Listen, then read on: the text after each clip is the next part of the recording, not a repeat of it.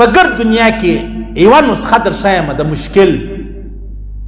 چې هر مشکل یې زما دا یقین دی و تاسو که زما سره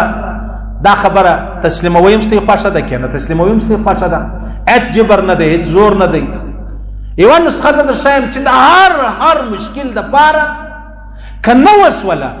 که ستا دا مشکل حل نسو بیا راسه زما لاس راکاټ او که نو زه نه وم راسه زما قبر په ډبرو که نو راسه زموږ مسجد ته ډبرې ونیسه زه یو نسخه در ښیم نسخه چې شته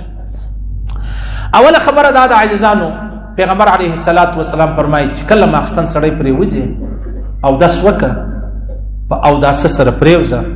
بیا ذکر کوه الله الله سبحان الله الله اکبر لا اله الا الله صحیح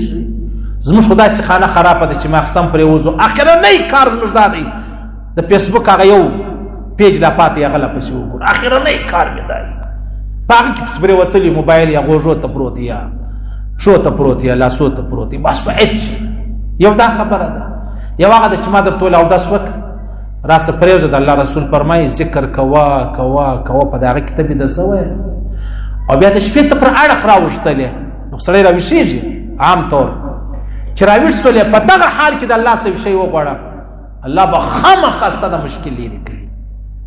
د الله څه چې ته هره دعا وغوښته یو خو به دا یې چې یا الله پلار مې مړ دی هغه را ژوندی کړي صحیح یا الله واده نه لرم ما ته زوی راکړي دا خبرې چې وباسئ صحیح شو د الله رسول فرمایي مشکات شریف حدیث دی انشاءالله